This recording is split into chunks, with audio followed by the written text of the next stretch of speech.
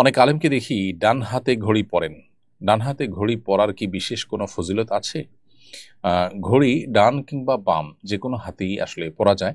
যারা ডান হাতে পরেন তারা এই চিন্তা থেকে পড়েন যে নবী করিম সাল্লাল্লাহু আলাইহি সাল্লাম ডানকে পছন্দ করতেন, আর ঘড়ি হাতে দেওয়া ভালো কাজ। যে কোনো পজিটিভ এবং ভালো কাজে ডানকে অগ্রাধিকার দেওয়াটাই হলো সুন্নাহ। সেই হিসেবে ডান হাতে অনেকে পড়েন। আবার যারা বাম হাতে পড়েন তারা তাদের কাছে বাম হাতে পড়ার কোনো যৌক্তিকতা আছে সেজন্য তারা পড়েন। অবশ্য ডান বাম দুই হাতের যে কোনো হাতেই ঘড়ি পরা যায়, কারণ এটি হলো অনেকটা আংটি পরার মতো। আংটি নবী করিম সাল্লাল্লাহু আলাইহি সাল্লাম থেকে ডান হাতে বাম হাতে উভয় হাতে পরার বিষয়টি প্রমাণিত। অতএব কেউ চাইলে ঘড়ি ডান হাতে পড়তে পারেন, কেউ চাইলে ঘড়ি বাম হাতেও পড়তে পারেন, আংটির মতো নবী সাল্লাল্লাহু আলাইহি সাল্লামের। জুলাই ঘোষণাপত্র দেয়া হলো, এ বিষয়ে আপনার প্রত্যাশা কি ছিল, সেটা কি পূরণ হয়েছে? আমার প্রত্যাশা কি ছিল সেটা তো বড় কথা না। আমার ধারণা এদেশের গণমানুষের প্রত্যাশা জুলাই ঘোষণার মধ্যে প্রকাশ পায়নি। জুলাই ঘোষণার মধ্যে সবচেয়ে বড় ত্রুটির দিক হলো যে এদেশের সংখ্যাগরিষ্ঠ মুসলমান ২৪শে ইসলাম ইসলামের যে গুরুত্বপূর্ণ প্রভাবক শক্তি হিসাবে কাজ করার বিষয়টি, এগুলোর কোনোটাই কিন্তু এই ঘোষণাপত্রে উঠে আসেনি। এর বাইরে বিডিআর হত্যাকাণ্ড, তারপরে শাপলা হত্যাকাণ্ড, এরকম আরো অনেক ঘটনা আছে যে ঘটনাগুলো জুলাই ঘোষণাপত্রে উল্লেখ থাকা প্রয়োজন ছিল এবং খুবই প্রাসঙ্গিক ছিল, কিন্তু সেগুলো উল্লেখ হয়নি। এবং এখানে বরাবরের মতোই আমাদের অন্যান্য ঘোষণাপত্র বা অন্যান্য সরকারি পেপারস এবং অন্যান্য রাজনৈতিক দলগুলোর যে বিভিন্ন ঘোষণা দফা ইত্যাদি থাকে, সেগুলোতে পশ্চিমাদের যে আপনার চাপ দিয়ে ঢুকানো কিছু শব্দ, যে শব্দের মায়ের প্যাচে এলজিবিটিকিউ ইত্যাদিকে তারা এদেশে নর্মালাইজ করার চেষ্টা করছে, সেরকম শব্দ এখানেও রয়েছে। অর্থাৎ ইনক্লুসিভ তথা আপনার অন্তর্ভুক্তিমূলক এই শব্দগুলো মায়ের প্যাচে মূলত বিদেশি বিভিন্ন চিন্তাধারা এই ঘোষণাপত্রে ঢুকানো হয়েছে। খুবই দুর্ভাগ্যজনক একটি ব্যাপার যে জুলাইয়ে এদেশের আপামর সর্বস্তরের সাধারণ মানুষ অংশগ্রহণ করেছেন, যে জুলাই আন্দোলনে সবাই সামিল হয়েছেন, এবং যেটার সাথে ভিন্নমত পোষণকারী মানুষ এদেশে উল্লেখ করবার মতো নেই বললে চলে, সেটি আসলে দেশের সংখ্যাগরিষ্ঠ মানুষের চিন্তাধারার প্রতিফলন সেটাতে খুব একটা ঘটেনি।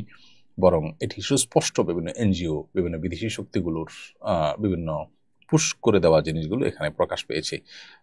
ভারতের ব্যাপারে দেশের মানুষ অবস্থান দীর্ঘদিন পর্যন্ত ভারতের যে আমাদের এই দেশটার উপরে, দেশের সরকারের উপরে নানা সময় ভর করে তাদের যে আগ্রাসন, তাদের যে দাদাগিরি, যেটার কারণে এদেশে ফ্যাসিস্ট এই পর্যন্ত এসেছে, সেটাও এই ঘোষণাপত্রে সেভাবে উল্লেখ হয়নি। তো সব মিলিয়ে এই ঘোষণাপত্র একেবারেই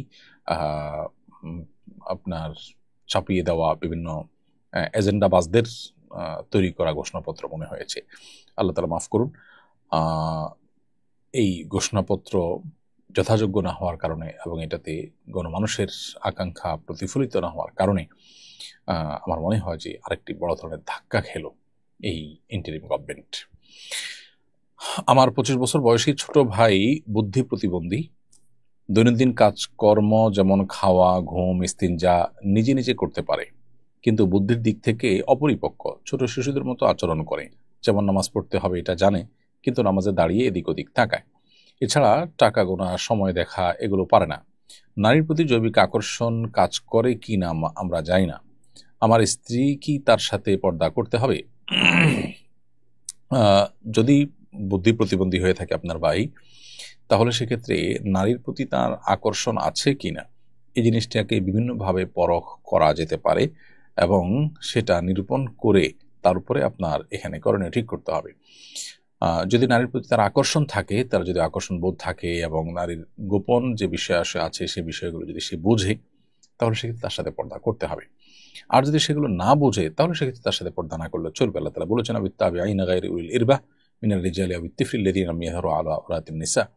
যারা মেয়েদের গোপন বিষয়গুলো বা মেয়েদের স্পেশাল বিষয়গুলো সম্পর্কে যাদের তেমন কোনো ধারণা নেই, সেরকম ছোট বাচ্চা, শিশু, অবুঝ, তাদের জন্য শরিয়ার পর্দার বিধান প্রযোজ্য নয়। তো এক্ষেত্রে আপনার ভাই এর পরিস্থিতিটা কি সেটা আপনাকে নানাভাবে পরখ করে বের করতে হবে।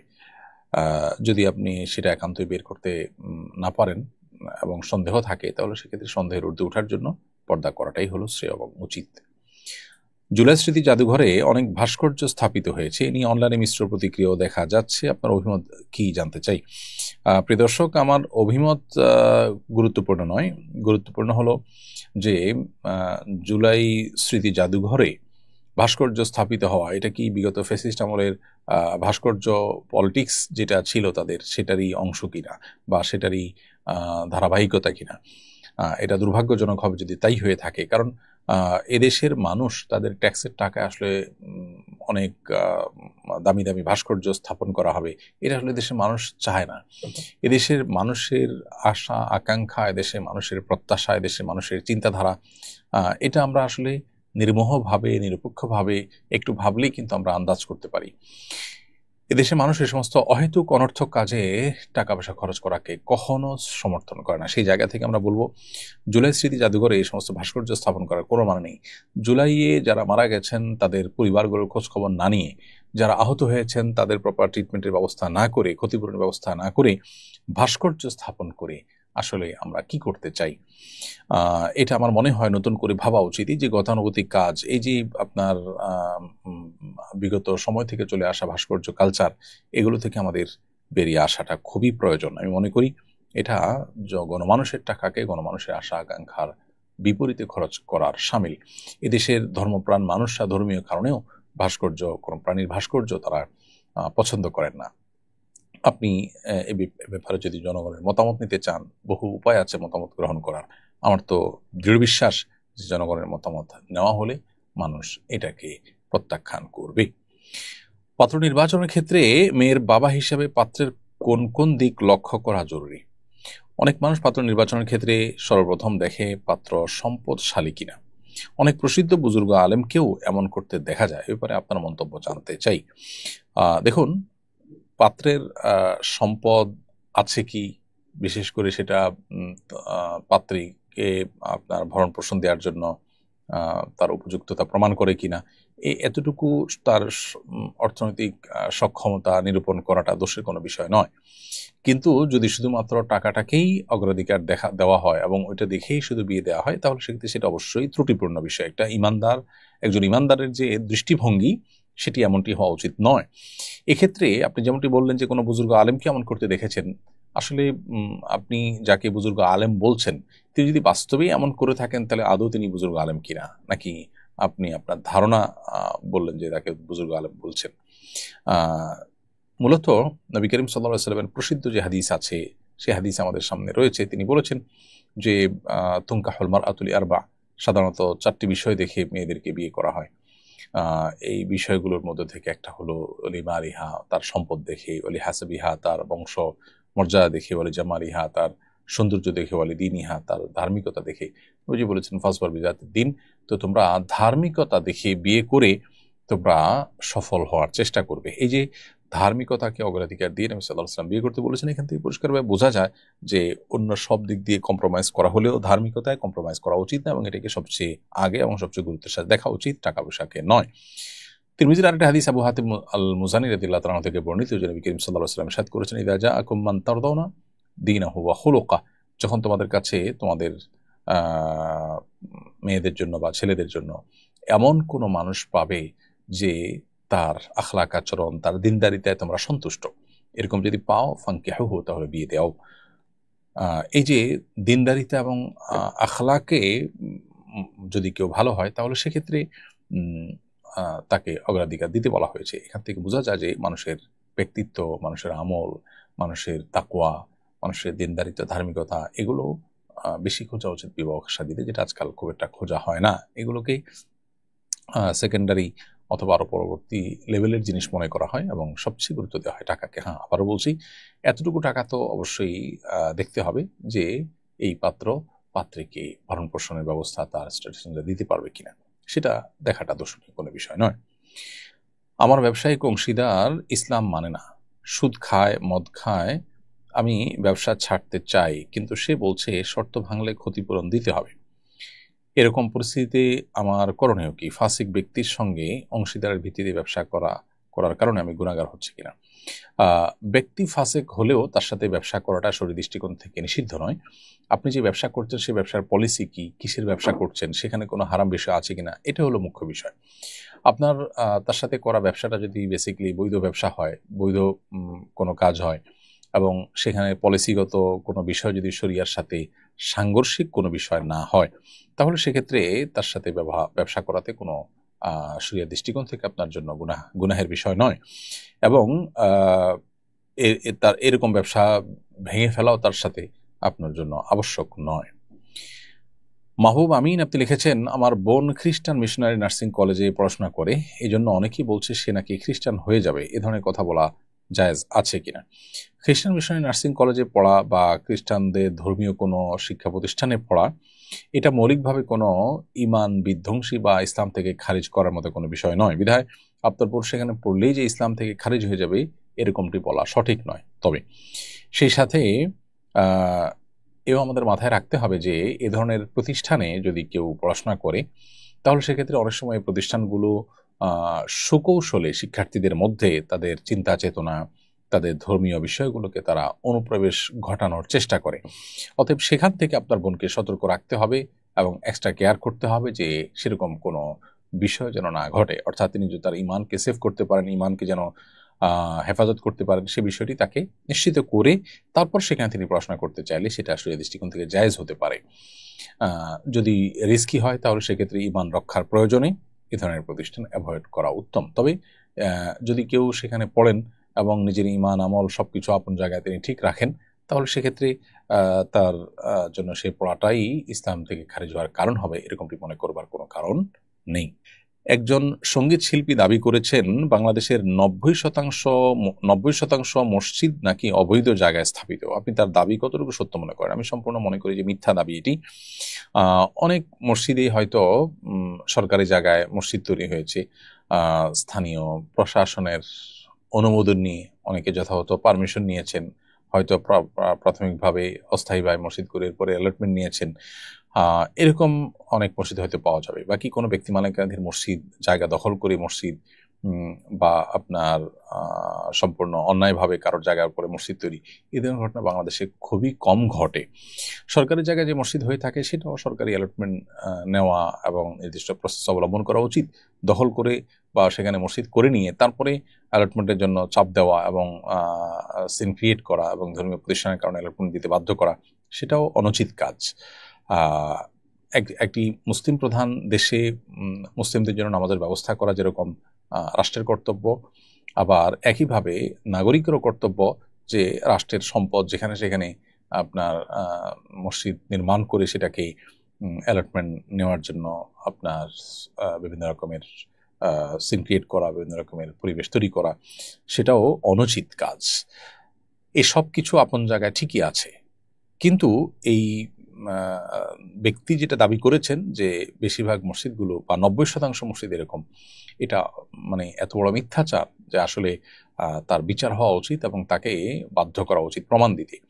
তিনি যদি প্রমাণ দিতে না পারেন তাহলে সেক্ষেত্রে তার বিরুদ্ধে মামলা হওয়া উচিত যে তিনি এত বড় একটা জঘন্য কথা কিভাবে বললেন।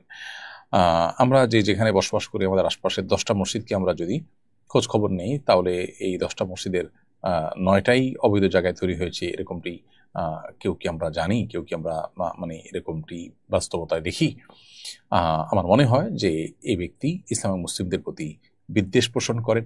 ইসলাম বিদ্বেষীদের দেশে চলে যাওয়া উচিত। এটা ইসলাম বিদ্বেষীদের দেশ না, এটা ইসলাম প্রেমীদের দেশ, এটা ধার্মিক মানুষদের দেশ। দেশের বিষয়ক মানুষ ধর্মপ্রাণ। অতএব এ ধরনের কথা যারা বলেন তারা মূলত ইসলাম এবং মুসলমানদের প্রতি বিদ্বেষ লালন করছেন। এই মাটিতে বসে, ধার্মিকদের মাটিতে বসে ধর্মের ব্যাপারে এই যে বিদ্বেষ চর্চা, এই যে মিথ্যাচার, যারা আসলে ইসলাম বিদ্বেষী হয়ে থাকে তারা যে মিথ্যাবাদীও হয়ে থাকে, এই উক্তিটি বোধহয় তার একটা প্রমাণ হয়ে থাকবে।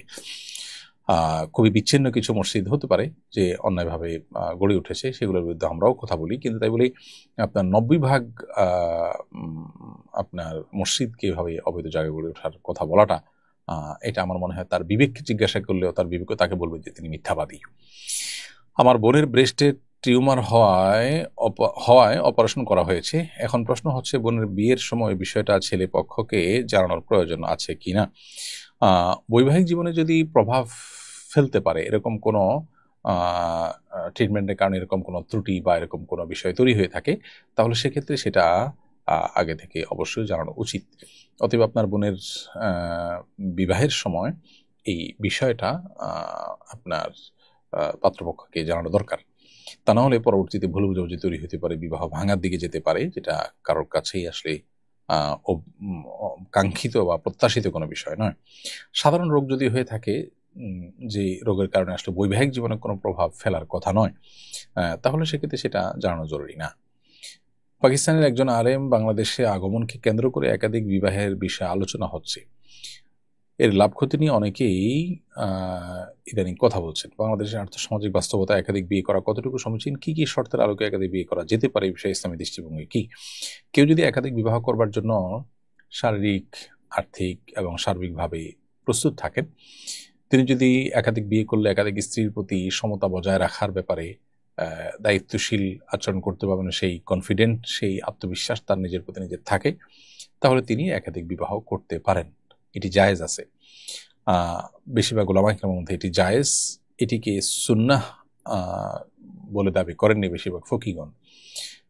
কিন্তু একদিকে যেমন একাধিক বিয়ে করাটাকে দোষী বিষয় মনে করা হয় আমাদের সমাজে, সেটা যেমন একটি দুর্ভাগ্যজনক বিষয়, একটা শরিয়া সিদ্ধ বিষয়, নবী সাল্লাল্লাহু আলাইহি ওয়াসাল্লামের জীবনে যেটার উপর আমল ছিল, সেরকম একটা বিষয়কে আপনার আসামির কাঠগড়া দাঁড় করানোর একটা প্রবণতা যেন আমরা দেখি, বা সেটাকে দোষের চোখে দেখার একটা প্রবণতা যেরকম আমাদের সমাজে লক্ষ্য করা যায়।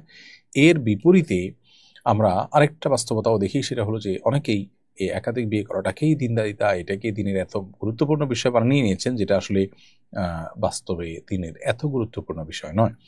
তো এই উভয়টার মধ্যে সমন্বয় সাধন করা প্রয়োজন। এবং যে আলেমের আগমনের কারণে আলোচনা হয়েছে, তিনি একাধিক বিয়ে করেছেন, ভালো কথা, সেখান থেকে এটা নিয়ে আলোচনা হচ্ছে। আলোচনা হওয়াটা দোষে কিছু নয়, কিন্তু প্রত্যেকটা মানুষকেই এক্ষেত্রে আপনার প্রান্তিকতা পরিহার করে মধ্যম পন্থা অবলম্বন করতে হবে। আর বাংলাদেশের আর্থসামাজিক বাস্তবতার ভিত্তিতে একাধিক বিয়ে করা সমীচীন অসমীচীন এরকম বলার কোনো সুযোগ নেই। শরিয়ার বিধান সকল সমাজের জন্য সমানভাবে প্রযোজ্য। অতএব যার বাংলাদেশে একাধিক বিয়ে করার নিড আছে, তার জন্য বিয়ে করা জায়েজ। এটাকে খারাপ চোখে যদি কেউ দেখেন, তার ইমানি টানাটানি দেখা দিবে। শরিয়া যেটাকে হালাল করেছেন সেটাকে হারাম মনে করলে, আল্লাহ যেটাকে সুযোগ রেখেছেন সেটাকে খারাপ মনে করলে, সেক্ষেত্রে আপনার ইমান নিয়ে পর্যন্ত টানাটানি দেখা দিবে। এটা বাংলাদেশের আর্থসামাজিক ব্যবস্থার জন্য আলাদা কোনো বিধান এখানে প্রযোজ্য নয় শরিয়া দৃষ্টিকোণ থেকে। সো অন্য 10 জায়গায় যেরকম বিয়ে করতে হলে ইনসাফ বজায় রাখতে হবে, শারীরিক এবং আর্থিক এবং সার্বিক সক্ষমতা থাকতে হবে, বাংলাদেশেও একাধিক বিয়ে করতে হলে আপনাকে সেই জিনিসটি আপনার থাকতে হবে, নিশ্চিত করতে হবে।